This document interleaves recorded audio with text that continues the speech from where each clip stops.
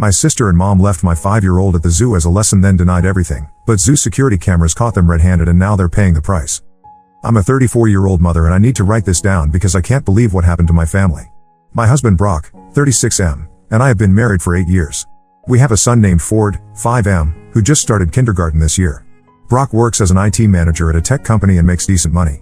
I work part-time as a dental hygienist at a local clinic. We live in a suburban neighborhood about 30 minutes from the city. Our house is nothing fancy, but it's comfortable for our small family. Brock and I both come from middle-class backgrounds and we've worked hard to build a stable life for Ford. My son is a bright kid who loves dinosaurs and building blocks. He's been asking for months to visit the Natural History Museum and the zoo for his upcoming 6th birthday. My mother Linda, 58F, has always been involved in our lives. She volunteers at the local animal shelter and runs a small dog grooming business from her home. She's known in our neighborhood for organizing charity drives and fundraisers. People always compliment her on how caring and generous she is with animals and children. My sister Karen, 32F, is a stay-at-home mom with 2 kids of her own, Gemma, 7F, and Luke, 4M. She's married to a successful accountant and they live in a bigger house across town. Karen has always been the favorite child. She was the one who got straight A's in school while I struggled with math. She married young to a man with good prospects while I took longer to find my path. My parents helped Karen and her husband with a down payment on their house, but when Brock and I needed help with our mortgage, they said they didn't have extra money. I've learned to accept that Karen gets different treatment, but it still stings sometimes. 3 weeks ago, Ford kept asking about his birthday plans. He specifically wanted to go to the zoo to see the new dinosaur exhibit they had opened. The problem was that Brock and I both had work commitments on that Saturday. I was scheduled for a mandatory training session at the dental office that I couldn't miss without facing consequences. Brock had an important client presentation that had been scheduled for months. When I mentioned this to my mother during our weekly phone call, she immediately offered to take Ford to the zoo. Karen was visiting that day with her kids, so she said it would be perfect timing. They could take all 3 children together and make it a fun group outing. My mother insisted it would be no trouble at all and that Ford would have a wonderful time with his cousins. I felt hesitant about the arrangement. Ford had never been on a big outing without either Brock or me present. He's generally well behaved, but he can get excited and wander off if something catches his attention. I've always been the type of parent who keeps a close eye on him in crowded places. When I expressed my concerns, my mother laughed and said I was being overprotective. She reminded me that she had successfully raised 2 daughters and that Karen was an experienced mother of 2. Karen chimed in during the conversation and said she was looking forward to taking Ford. She mentioned that she had taken her own children to the zoo several times and knew all the best spots. She also said that Ford would benefit from spending time with his cousins and learning to be more independent. Both my mother and sister kept emphasizing how much fun it would be and how Ford would remember this birthday forever. The night before the zoo trip, I packed Ford's backpack with snacks, water, and his emergency contact information. I wrote down my phone number, Brock's phone number, and our address on a piece of paper and put it in his pocket. I also made sure he knew our phone numbers by heart. Ford was incredibly excited and kept talking about seeing the dinosaurs and playing with Gemma and Luke. That Saturday morning, my mother picked up Ford at 8 a.m. She seemed cheerful and kept reassuring me that everything would be fine. Karen was already in the car with her 2 children, and they all seemed excited about the day ahead. Ford gave me a big hug and promised to tell me all about the dinosaurs when he got back. I watched them drive away and went to get ready for my training session. The training session went well and I finished around 2 p.m. I checked my phone and saw that I had missed several calls from an unknown number. When I called back, a woman identified herself as Sarah from the zoo's Lost Children department. She told me that Ford had been found alone near the reptile house about an hour ago. She said he was safe but upset, and that they needed me to come pick him up immediately. I felt my stomach drop. I asked Sarah what had happened to the adults who were supposed to be watching him. She said that Ford told them his grandmother and aunt had left him sitting on a bench and told him to wait for them. When they didn't come back after 30 minutes, other visitors noticed him crying and brought him to the security office. I immediately called my mother's phone. It went straight to voicemail. I called Karen's phone and got the same result. I called Brock and told him what had happened. He left his presentation immediately and met me at the zoo. The drive there felt like the longest 20 minutes of my life. When we arrived at the zoo, Ford was sitting in the security office with a zoo employee. He had been crying and kept asking why his grandmother and aunt had left him. The staff member, Sarah, explained that Ford had been found around 1:30 p.m. near the reptile exhibit. He told them that his grandmother had told him to sit on a bench and wait while she and his aunt went to get ice cream. When they didn't return, he started walking around looking for them and got lost. Sarah also mentioned that they had made several announcements over the zoo's public address system calling for Linda and Karen to come to the lost children area. No one had responded to these announcements. The zoo had security cameras throughout the facility, and Sarah said they could review the footage if needed to understand what had happened. Brock and I took Ford home and he seemed subdued for the rest of the day. He kept asking if he had done something wrong and why his grandmother and aunt had left him. We tried to reassure him that it wasn't his fault, but he clearly didn't understand what had happened. Later that evening, I finally got a call back from my mother. She sounded casual and unconcerned when she asked how Ford was doing. I asked her directly what had happened at the zoo. She said there must have been some kind of misunderstanding and that she and Karen had been looking for Ford everywhere. She claimed they had checked with security and been told that he had already been picked up by his parents. This didn't make sense because the zoo staff had told us that Ford was found at 1:30 p.m., and no one had responded to the announcements they made. I pointed this out to my mother, and she became defensive. She said that it was a busy day at the zoo and that children get separated from their guardians all the time. She insisted that it was just an unfortunate accident and that everyone was making too big a deal about it.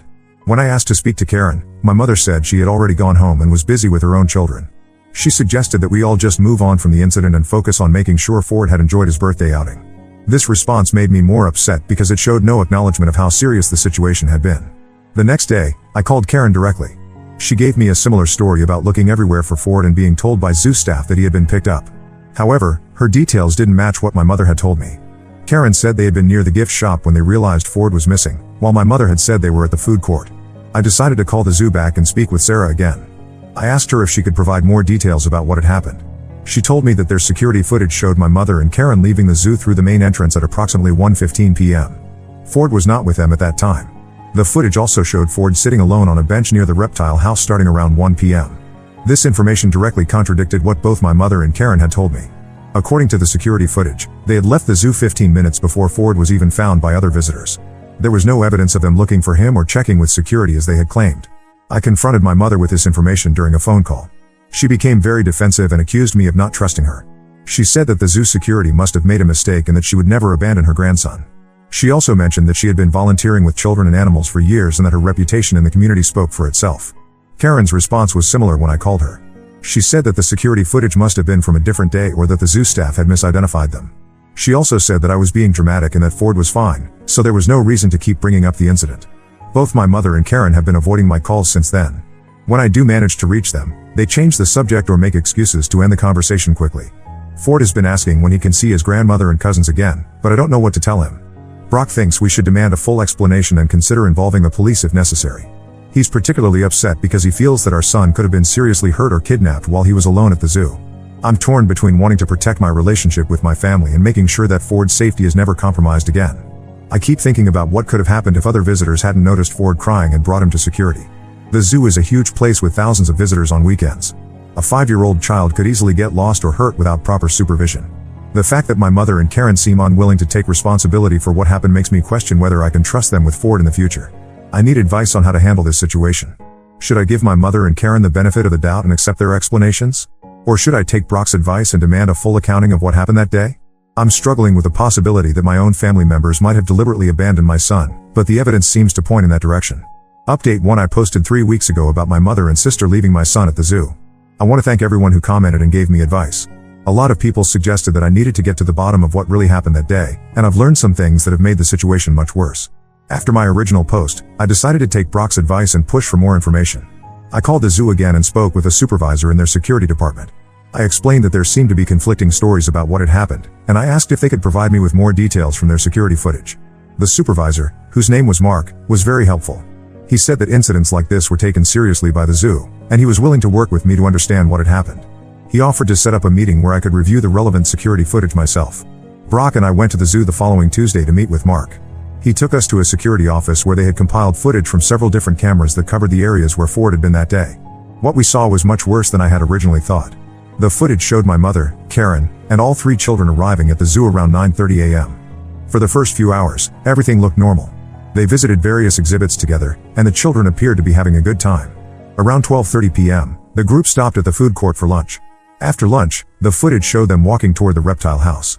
At 12:55 p.m., my mother could be seen talking to Ford and pointing to a bench. Ford sat down on the bench while my mother and Karen walked away with Gemma and Luke. The camera angle made it clear that my mother was giving Ford specific instructions to stay in that spot. What happened next was the most disturbing part.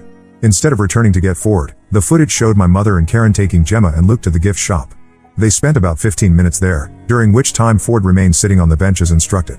Then, at 1:15 p.m., the footage showed all 4 adults and children leaving the zoo through the main entrance. Ford was not with them. The security footage proved that my mother and Karen had deliberately left Ford at the zoo. This wasn't an accident or a misunderstanding. They had intentionally told him to wait on a bench and then left the premises without him. The timestamps on the footage made it impossible for them to claim they had been looking for him or that they had checked with security. Mark also provided me with a written report that documented the incident. The report included the exact times that Ford was found, the announcements that were made over the public address system, and the lack of response from any adults claiming to be his guardians. This report would serve as official documentation of what had happened.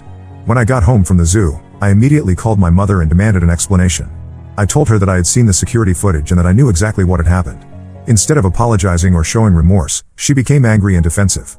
She accused me of spying on her and said that I was making too much of a simple mistake. I asked her to explain how leaving a 5-year-old alone at the zoo could be considered a simple mistake. She said that Ford was old enough to sit still for a few minutes and that she had planned to come back for him after taking Gemma and Luke to the gift shop. She claimed that she had lost track of time and that it was an oversight, not intentional abandonment. This explanation didn't make sense because the footage clearly showed her leaving the zoo with everyone else.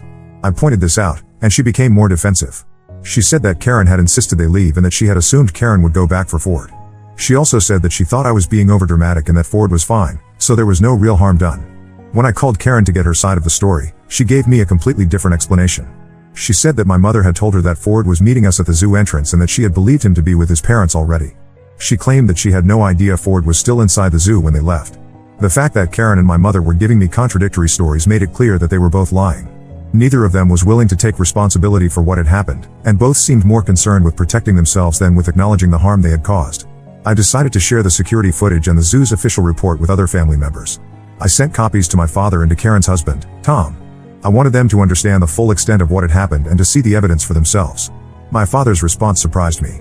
He called me within an hour of receiving the footage and said that he was horrified by what he had seen. He said that he had been married to my mother for 35 years and had never seen her do anything like this before. He promised to talk to her and demand an explanation. Tom's response was different. He called me 2 days later and said that he had watched the footage and spoken with Karen about it. He said that Karen had admitted to him that she had known Ford was still at the zoo when they left. She had told Tom that she thought it would be a good lesson for Ford to learn independence and that she believed zoo staff would take care of him until we arrived. This revelation made me realize that both my mother and Karen had planned to leave Ford at the zoo. This wasn't an accident or an oversight. They had made a deliberate decision to abandon a 5-year-old child in a crowded public place. The fact that they had lied to me about it afterward made their actions even worse. Tom also told me that he was reconsidering his marriage to Karen. He said that he had always known she could be selfish and manipulative, but he had never thought she would endanger a child. He said that if she was willing to abandon her own nephew, he worried about what she might do to their own children in the future. The following week, my father called me again with more information. He said that he had confronted my mother about the incident and that she had finally admitted the truth. According to him, she had been annoyed by Ford's behavior at the zoo and had decided to teach him a lesson by leaving him alone for a while. She had intended to come back for him after an hour or two, but Karen had convinced her to leave entirely. My father said that he was deeply disappointed in my mother's actions and that he was considering leaving her. He said that he couldn't understand how she could have put her own grandson in danger and then lied about it for weeks. He also said that he was worried about her judgment and whether she could be trusted with children in the future. This information confirmed what I had suspected based on the security footage. My mother and Karen had deliberately abandoned Ford at the zoo, and they had planned to leave him there for an extended period. The fact that they had lied about it afterward showed that they knew their actions were wrong. I decided that I needed to protect Ford from any future contact with my mother and Karen. I called both of them and told them that they were no longer welcome in our home and that they would not be allowed to spend time with Ford unsupervised. I also told them that I would be sharing the security footage and the zoo's report with other family members and friends so that everyone would know what had happened. Both my mother and Karen became very angry when I told them this. They accused me of being vindictive and of trying to destroy their reputations in the community. They said that I was overreacting and that Ford had not been seriously harmed by their actions. I told them that the potential for harm was what mattered, not the fact that Ford had been lucky enough to be found by caring strangers. I also pointed out that their willingness to lie about the incident showed that they understood it was wrong, even if they weren't willing to admit it. Since that conversation, neither my mother nor Karen has attempted to contact me or Ford. Brock has been very supportive throughout this process, and he agrees that we need to protect our son from people who would deliberately put him in danger. Ford has been asking about his grandmother and aunt, but we've told him that they're busy with other things and won't be visiting for a while. I've also been in contact with the animal shelter where my mother volunteers. I felt that they needed to know about the incident since she works with children there as well. The shelter's director was very concerned when I shared the security footage and the zoo's report. She said that they would be reviewing my mother's volunteer status and considering whether she should continue working with children. Looking back, I realized that there were warning signs that I should have noticed. My mother had always been somewhat controlling and had a tendency to prioritize her own convenience over other people's needs. Karen had always been selfish and had a history of manipulating situations to her advantage. I had assumed that they would put Ford's safety first, but I was wrong. The hardest part of this situation has been accepting that my own family members were willing to endanger my child. I keep thinking about what could have happened if Ford had wandered away from that bench or if he had been approached by someone with bad intentions. The zoo is a large, crowded place with many potential dangers for a young child. I'm still processing the fact that my mother and Karen not only abandoned Ford but also lied about it for weeks. Their willingness to deceive me about such a serious matter makes me question whether I can trust them about anything else. I'm also concerned about what other incidents might have occurred that I don't know about. Brock and I are now planning to have Ford's 6th birthday party at our house with just close friends and Brock's family. We want to make sure that he has a safe and happy celebration without the stress of wondering whether his grandmother and aunt might put him in danger again. Update 2: It's been 6 weeks since my last update, and things have gotten even more complicated. I found out some additional information that has made me realize this situation was worse than I originally thought. About 2 weeks after my last update, I got a call from my cousin Rachel. She's my father's sister's daughter, and we've always been close. Rachel told me that she had been talking to other family members about what happened at the zoo, and she had learned some disturbing information. Rachel said that my Aunt Mary, who is my father's sister, had told her about an incident that happened 2 years ago. At that time, my mother had been babysitting Mary's daughter Sophie, who was 4 years old. My mother had taken Sophie to a grocery store, and according to Mary, she had left Sophie alone in the car for over 30 minutes while she went shopping. Mary had only found out about this incident because Sophie had mentioned it weeks later during a conversation. When Mary confronted my mother about leaving Sophie alone in the car, my mother had claimed that she had only been gone for 5 minutes and that Sophie was being dramatic. Mary had decided not to make a big deal about it at the time, but she had never allowed my mother to babysit Sophie again. Rachel also told me that my cousin Brian, who is Karen's age, had a similar story. About 3 years ago, Karen had been watching Brian's son Michael, who was 6 at the time. Karen had taken Michael to a park, and according to Brian, she had left him there alone while she went to meet a friend for coffee. Michael had been found by other parents at the park, who had called Brian when they couldn't find any adults supervising the child. When Brian had confronted Karen about this incident, she had claimed that she had only stepped away for a few minutes and that she had been able to see Michael the entire time. Brian had been upset about the situation, but Karen had convinced him that it was just a misunderstanding. However, Brian had never allowed Karen to watch Michael unsupervised again. Learning about these previous incidents made me realize that what happened to Ford wasn't an isolated occurrence. Both my mother and Karen had a pattern of leaving children unsupervised in potentially dangerous situations. The fact that they had lied about these incidents and tried to minimize their seriousness showed that they knew their behavior was wrong. I decided to call Mary and Brian directly to get more details about what had happened. Mary confirmed Rachel's story and said that she had been very upset about the incident with Sophie. She said that leaving a 4-year-old alone in a car, especially during warm weather, was incredibly dangerous. She also said that she had considered reporting the incident to Child Protective Services but had decided against it because she didn't want to cause family drama. Brian also confirmed his story about Karen leaving Michael at the park. He said that he had been furious when he found out what had happened, but Karen had been very good at making excuses and convincing people that she hadn't done anything wrong. He said that he had always felt uncomfortable about the incident but had tried to give Karen the benefit of the doubt. Both Mary and Brian said that they were not surprised to learn about what had happened to Ford at the zoo. They said that my mother and Karen had shown a pattern of putting their own convenience ahead of children's safety. They also said that they were glad I had decided to keep Ford away from them. This information made me realize that I needed to warn other family members who might be considering leaving their children with my mother or Karen. I decided to send an email to my extended family explaining what had happened at the zoo and sharing the information about the previous incidents. The response to my email was mixed. Some family members were supportive and said that they were glad I had shared the information. Others accused me of trying to destroy my mother's and Karen's reputations and said that I was being vindictive. A few family members said that they didn't want to get involved in family drama and asked me not to include them in future communications about the situation. My father's response was particularly difficult. He called me after receiving the email and said that he was upset about the additional information I had shared. He said that he had been trying to work things out with my mother and that my email had made the situation more complicated. He also said that he felt like I was airing the family's dirty laundry and that some things should be kept private. I told my father that I felt other family members had a right to know about the pattern of behavior that my mother and Karen had shown. I explained that children's safety was more important than family privacy, and that I wouldn't be able to live with myself if another child was endangered because I had kept quiet about what I knew.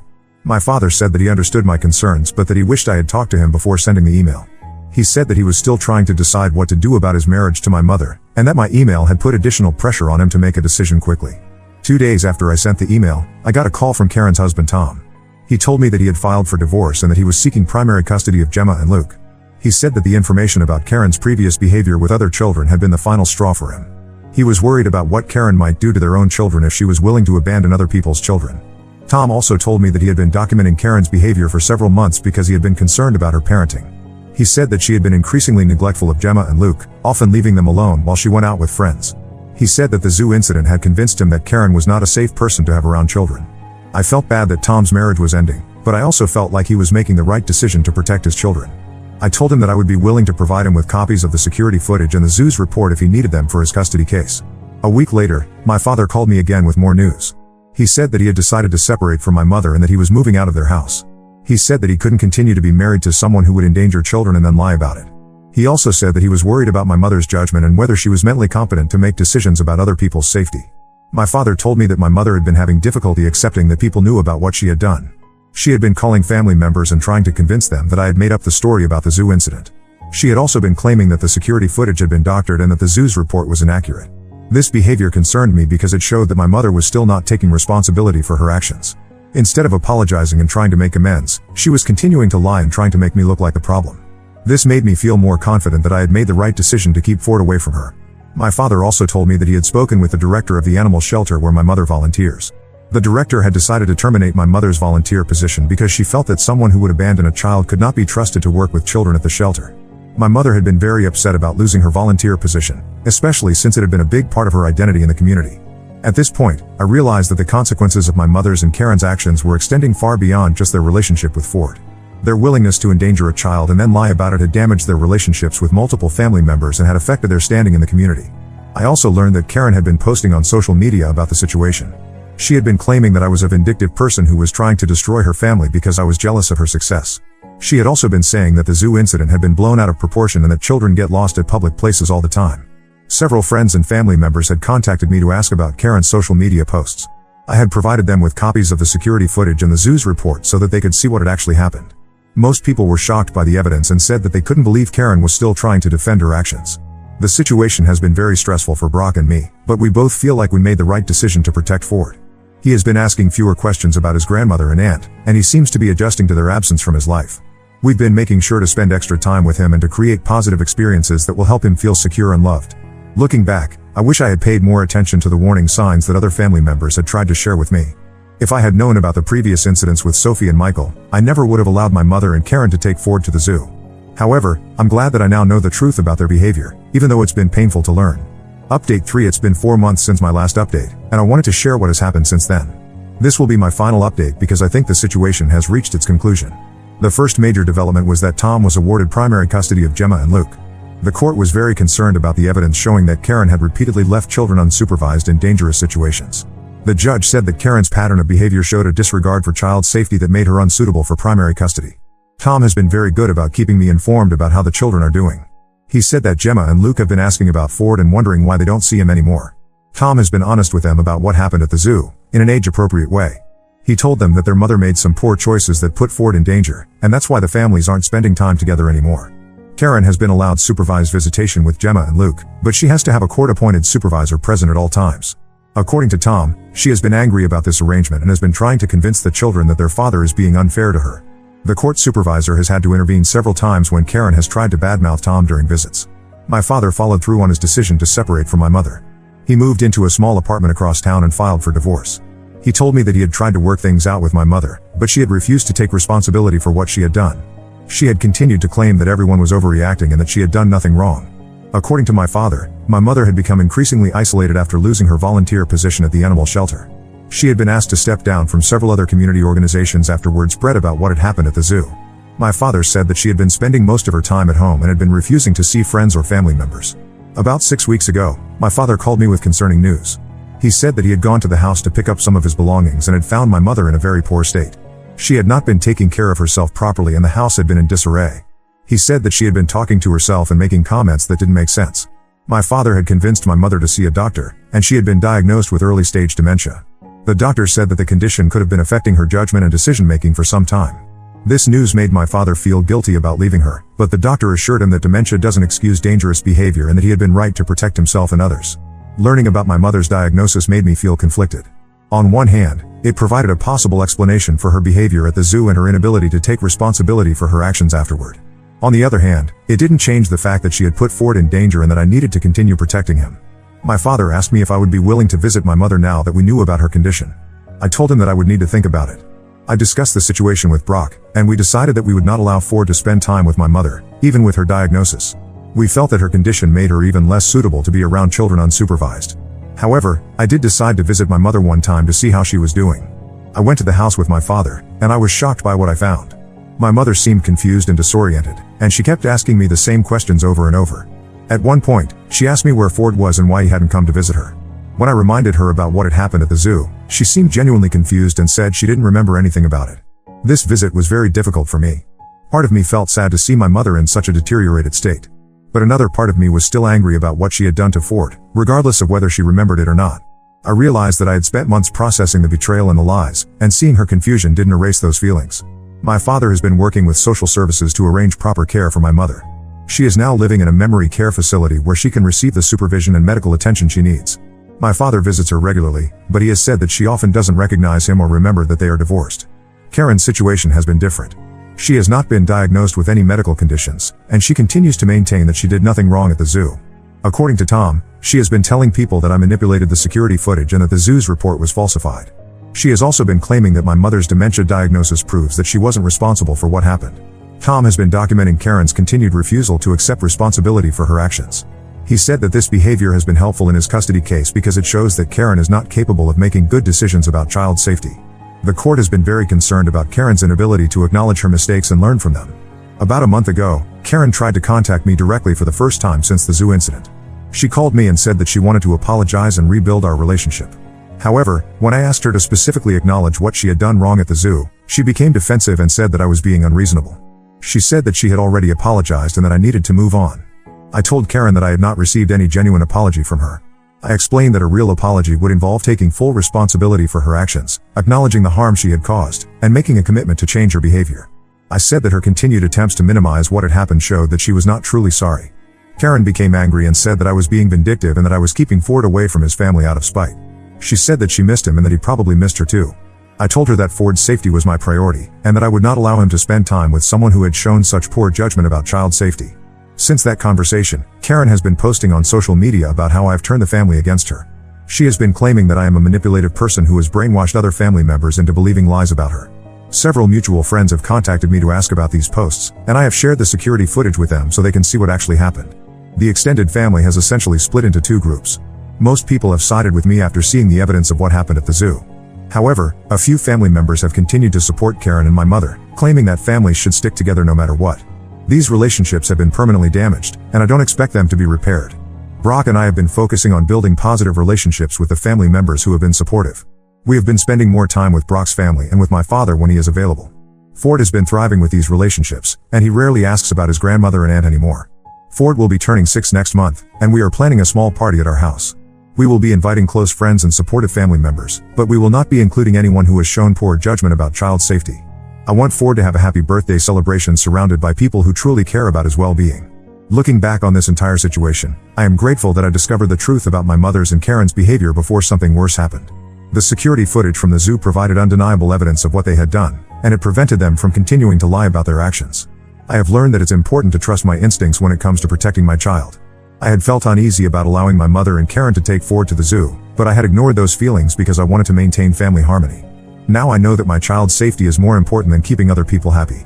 The situation has also taught me that some people are not capable of taking responsibility for their actions, even when faced with clear evidence of wrongdoing. Both my mother and Karen showed a pattern of endangering children and then lying about it afterward. This behavior is not something that can be easily forgiven or forgotten. I have had to accept that my family will never be the same after this incident. The relationships that were damaged may never be fully repaired, and some family members will always be excluded from our lives. However, I believe that protecting Ford from people who have shown poor judgment about child safety is worth the cost of these broken relationships. Brock has been incredibly supportive throughout this entire process. He has never questioned my decision to keep Ford away from my mother and Karen, and he has been willing to deal with the family drama that resulted from my actions. Having a partner who prioritizes our child's safety above all else has made this difficult situation more manageable. Ford seems to have adjusted well to the changes in our family structure. He has stopped asking about his grandmother and aunt, and he appears to be happy with the family members who remain in his life. We have been careful not to speak negatively about my mother and Karen in front of him, but we have also been honest about why certain people are no longer part of our lives. I want to thank everyone who commented on my previous posts and offered support and advice. Reading your responses helped me realize that I was not overreacting to the situation and that protecting my child was the right thing to do. Your encouragement gave me the strength to stand up to family members who were trying to minimize what had happened. For anyone else who might be dealing with similar situations, I want to emphasize the importance of trusting your instincts and prioritizing your child's safety. Family relationships are important, but they should never come at the expense of a child's well-being. Sometimes the most loving thing you can do is to keep your child away from people who have shown they cannot be trusted. I don't expect to post any more updates about this situation. My mother is receiving the care she needs for her dementia, and Karen is dealing with the consequences of her actions through the court system. Ford is safe and happy, and that's what matters most to me. We are moving forward with our lives and building positive relationships with people who truly care about our family's well-being. Now let's move to the next story. Story 2. I got pregnant at 19 and my parents helped me raise my son. Until they tried to force me to give him up for adoption. I fled to my sister's house and now they're threatening legal action. I never thought I'd be posting here, but I'm at my wit's end. I'm a 22-year-old single mom to my amazing 2-year-old son, Ethan. His father isn't in the picture, and I've been raising him with the help of my parents. I got pregnant unexpectedly when I was 19, during my second year of college. I was studying graphic design and had dreams of working for a big advertising agency one day. Those dreams came to a screeching halt when I saw those 2 pink lines on the pregnancy test. When I told my parents, their reaction was exactly what I'd feared. My mom cried for days, lamenting about how I'd ruined my future.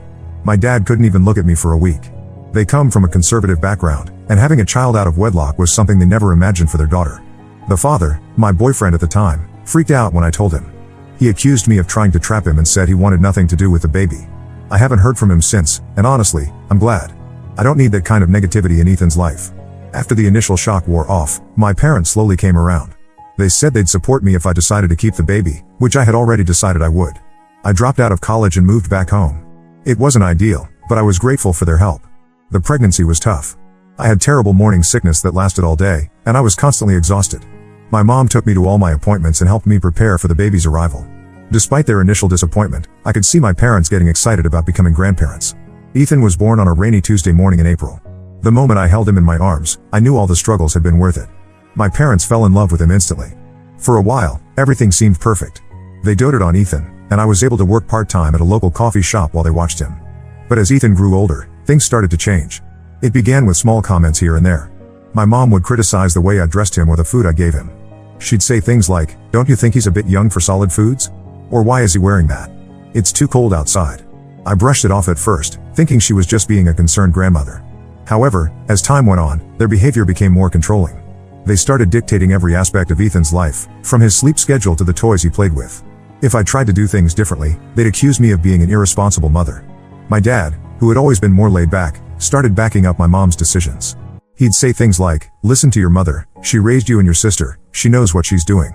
It felt like I was being pushed out of my role as Ethan's mother. To make matters worse, my mom started making hurtful comments about my appearance. I had gained weight during my pregnancy and struggled to lose it while juggling motherhood and work. She'd make snide remarks like, "Are you sure you want that second helping? Or you really should start exercising more. No man will want you looking like that." Her words cut deep, especially since I was already feeling insecure about my body. I tried to explain how her comments hurt me, but she'd brush it off, saying she was just looking out for my health and future. The final straw came last week.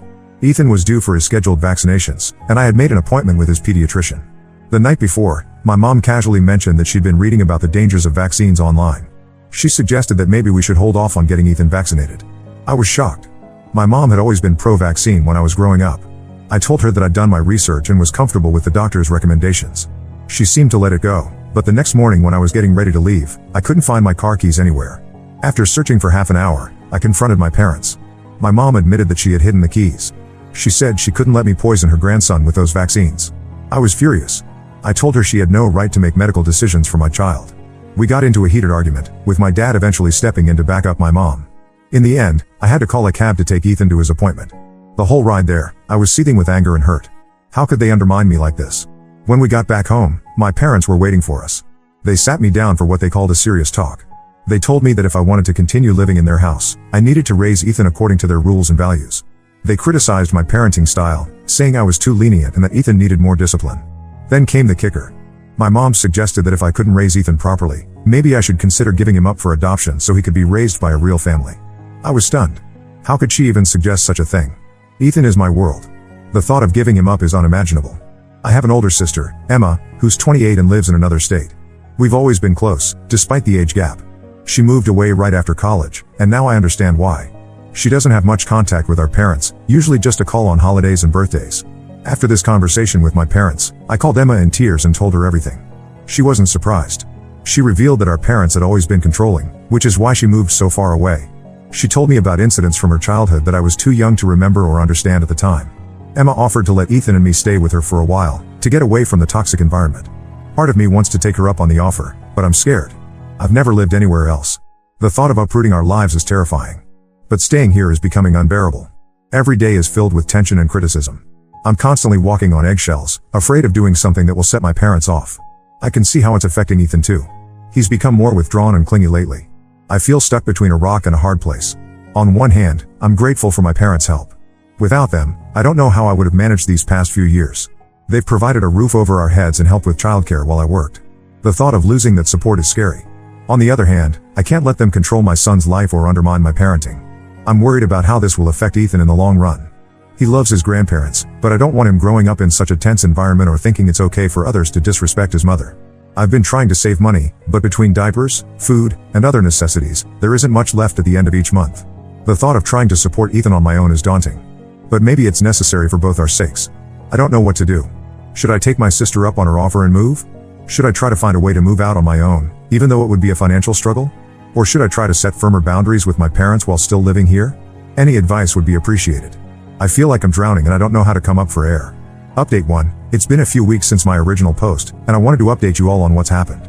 First, I want to thank everyone for their supportive comments and advice. Your words gave me the courage to take action. After a lot of soul searching and several long conversations with Emma, I decided to take her up on her offer. The realization that staying with my parents wasn't healthy for me or Ethan finally outweighed my fear of change. I didn't tell my parents about my decision right away. Instead, I spent a week quietly packing our essential belongings when they weren't around. It was harder than I expected, both emotionally and logistically. Every item I packed brought back memories, both good and bad. There was the tiny onesie Ethan wore home from the hospital, now too small for him but impossible for me to part with.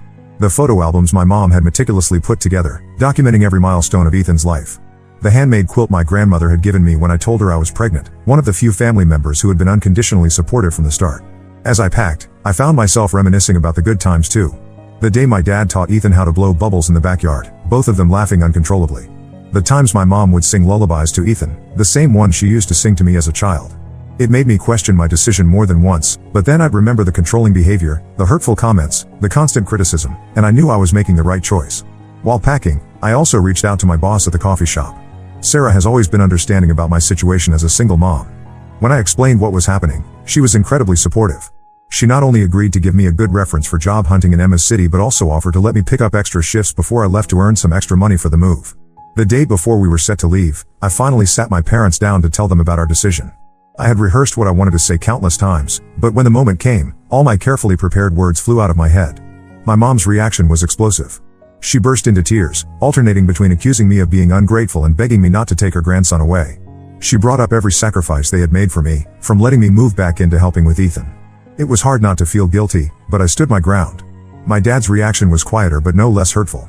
He said I was making a huge mistake and that I'd come crawling back when I realized how hard it was to raise a child on my own. His words stung, but they also reinforced that I was making the right choice. I told them that I loved them, but I couldn't allow them to control my life or Ethan's anymore. I explained that their behavior had been harmful and that I needed to do what was best for my son and myself. The next morning was chaos. Emma arrived early to help us move, and my parents refused to come out of their room at first. As we were loading the car, my mom came running out, sobbing and begging me not to take her grandson away. It was one of the hardest moments of my life. I hugged her, told her I loved her, and said that they were welcome to visit if they could respect my boundaries as a parent. The drive to Emma's place was long and emotional. Ethan was confused and kept asking for his grandparents. I did my best to explain that we were going on an adventure to live with Aunt Emma for a while. I tried to make it sound exciting, but my heart was breaking. Emma was incredibly supportive throughout the journey, reassuring me that I was doing the right thing and distracting Ethan with games and stories. We've been at Emma's place for a week now, and it's been a whirlwind of emotions. Ethan is slowly adjusting to the new environment. He's fascinated by Emma's cat, something we couldn't have at my parents' house because of my dad's allergies. Emma has been amazing, helping with childcare and giving me space to process everything that's happened. I've started job hunting and looking for affordable daycare options. It's overwhelming, but I already feel a sense of freedom I haven't experienced in years. Simple things like deciding what to feed Ethan for dinner without criticism or choosing his clothes without someone second-guessing me feel liberating. My parents have been calling and texting nonstop since we left. At first, it was a barrage of guilt-tripping messages and angry voicemails. Now, they seem to have calmed down a bit. I've been keeping my responses brief and polite, but firm. I've made it clear that while I'm open to rebuilding our relationship in the future, it will have to be on my terms, with respect for my role as Ethan's mother. There have been moments of doubt, especially when Ethan asks about his grandparents or when I'm lying awake at night worrying about our future. But then I'll have a moment, like yesterday when Ethan and I had an impromptu dance party in Emma's living room, where I realized that this newfound freedom is worth the struggle. I know this isn't going to be easy. I'm nervous about finding a job, about being able to support Ethan on my own, about navigating this new life. But for the first time in a long time, I feel hopeful. Thank you all again for your support and advice. It really gave me the courage to make this difficult but necessary change. Update 2. It's been about a month since my last update, and I wanted to share how things have been going. Life has been a roller coaster, but we're slowly finding our footing in our new reality. First, the good news: I found a job. It's an entry-level position at a local marketing firm. The pay isn't amazing, but it's enough to cover our basic expenses, and there's room for growth. My new boss, Lisa, seems understanding about my situation as a single mom, which is a huge relief. She's even allowed me to have a flexible schedule so I can drop off and pick up Ethan from daycare. Speaking of daycare, we finally found an affordable one that Ethan seems to enjoy. It was a struggle at first. He cried every morning when I dropped him off, which broke my heart. But now, he's made some little friends and gets excited to go. The staff there are wonderful and have been so patient with him as he adjusts. Emma has been an absolute lifesaver through all of this. She's been helping with Ethan while I work, and on the days when she's not available, she introduced me to her neighbor, Mrs. Johnson, a retired teacher who's been happy to babysit occasionally. Ethan adores her, especially when she reads him stories in funny voices. Ethan is adjusting well to his new surroundings, all things considered. He still asks about his grandparents sometimes, which is hard. But he's also enjoying the new experiences. He loves the park near Emma's house, especially the duck pond. We try to go there every weekend, and it's become our special time together. Now, for the more challenging part, my parents. They haven't given up on trying to get us to come back. At first, it was daily calls and texts, alternating between guilt-tripping and angry outbursts. I've had to be firm about maintaining boundaries, which hasn't been easy. There are days when I just want to give in, to have their help and support again. But then I remember why we left, and I stand my ground. Last week, things took an unexpected turn. My parents showed up unannounced at Emma's place. I was at work, but Emma called me immediately. She said they were demanding to see Ethan and threatening to call the police if we didn't let them in. Emma stood her ground and refused to let them in without my permission. I rushed home, feeling a mix of anger and anxiety. When I arrived, I found my parents still outside, my mom in tears and my dad red-faced with anger. I took a deep breath and approached them calmly. I told them that their behavior was unacceptable and that if they couldn't respect my boundaries, they wouldn't be allowed to see Ethan at all. We had a long, emotionally charged conversation right there on the front lawn. I explained how their controlling behavior had affected me and why I needed to make this change for Ethan's sake and my own. I told them about the anxiety I'd been living with, always worrying about their judgment and criticism. I shared how their words had chipped away at my self-esteem and confidence as a mother. It was hard, but I stood my ground. I think seeing me so firm and hearing how their actions had affected me really hit home for them. My mom broke down crying, not the manipulative tears from before, but real, heartbroken sobs. My dad, who's always been more stoic, actually had tears in his eyes too. In the end, they left without seeing Ethan that day. But the conversation seemed to have an impact. My mom called the next day, apologizing for their behavior. She said they've realized they might lose us completely if they don't change their approach. It was the first time I'd ever heard her apologize like that. We've agreed to try a supervised visit next weekend. I'm nervous about it, but I'm hoping it's a step in the right direction. I've made it clear that any future relationship will depend on their ability to respect my role as Ethan's mother and my right to make decisions for my family. Through all of this, I've been amazed by the strength I've found within myself. It's not easy standing up to my parents, but every time I do, I feel more confident in my abilities as a mother and as an independent adult. I'm rediscovering the person I was before I became a mom, the girl who had dreams and ambitions. I've even started sketching again in my free time, something I haven't done since I dropped out of my graphic design program. It's not much, just doodles really, but it feels good to reconnect with that part of myself. Emma has been encouraging me to pursue it more, saying I could maybe do some freelance design work on the side once we're more settled. There's still a long road ahead, but I'm feeling more optimistic about our future. Ethan and I are building a new life here, one where we're both free to grow and thrive. It's not always easy, but seeing Ethan happy and carefree makes it all worth it. Thank you all for your continued support and advice. It means more than you know. Update 3, it's been 3 months since my last update, and I wanted to share some developments in our situation. The supervised visit with my parents went better than expected. They were on their best behavior, probably realizing it was their chance to prove they could respect boundaries. Ethan was happy to see them, which was both heartwarming and a little bittersweet. Watching him run into their arms made me realize how much I'd missed seeing that connection, despite everything that had happened. Since then, we've had a few more visits, always supervised and on neutral ground. It's been a slow process, but I'm seeing small improvements in their behavior. They're learning to ask before giving Ethan treats or making decisions about his care. There have been a few slip-ups, like when my mom tried to insist on Ethan wearing a sweater on a warm day, but they're trying. My job is going well. I've even gotten a small raise, which has helped ease our financial situation a bit. Lisa, my boss, has been mentoring me, helping me brush up on my design skills. She's even let me assist on a few small projects. It feels good to be using my creativity again. Ethan is thriving in his new daycare. He's made a best friend, a little girl named Zoe, and they're inseparable. His vocabulary has exploded, and he's becoming quite the little chatterbox. Sometimes, when he learns a new word, I can see him hesitate before using it, like he's waiting for someone to correct him. It breaks my heart a little, reminding me of how controlling my parents were, but I always make sure to encourage him. Emma continues to be an incredible support. She's not only helped with Ethan but has also been teaching me how to budget and manage my finances better. I'm slowly building up my savings, with the goal of eventually finding our own place. As much as I appreciate Emma's help, I know we can't stay with her forever. There was one incident last month that tested our progress. Ethan got sick with a high fever, and I had to take him to the ER. In my panic, I called my parents without thinking. To my surprise, they were supportive without being overbearing.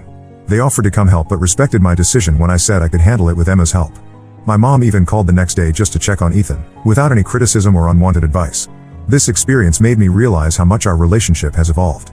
We're not perfect, and there's still a long way to go, but we're making progress. I'm learning to set and maintain boundaries, not just with my parents but in all aspects of my life. It's not always easy, but I'm growing stronger and more confident every day. I've also started attending a support group for single parents. It's been incredibly helpful to connect with others who understand what I'm going through. Hearing their stories and sharing my own has been therapeutic in a way I didn't expect. As for my personal life, I've made a few friends at work and through the single parents group. It's nice to have adult conversations that don't revolve around diapers or tantrums. I'm not ready to think about dating yet, but it's good to know that there's a whole world out there beyond being just a mom. Ethan and I have settled into a routine here. We have pancakes every Sunday morning, followed by a trip to the duck pond. On Saturdays, we explore a new part of the city. Last week, we found a small art museum with a children's area where Ethan got to paint on a giant canvas. Seeing his face light up as he created his masterpiece reminded me of my own love for art. There are still challenging days, of course. Days when I'm exhausted from working and parenting, when I miss the help my parents used to provide. Days when Ethan has a meltdown in the grocery store and I can almost hear my mother's critical voice in my head. But then there are moments, like when Ethan hugs me tight and says I love you, mommy unprompted, that make it all worthwhile. I'm cautiously optimistic about the future. I know there will be more challenges ahead, but I feel better equipped to handle them now. Thank you all for being part of this journey with me. Your support and advice have been invaluable.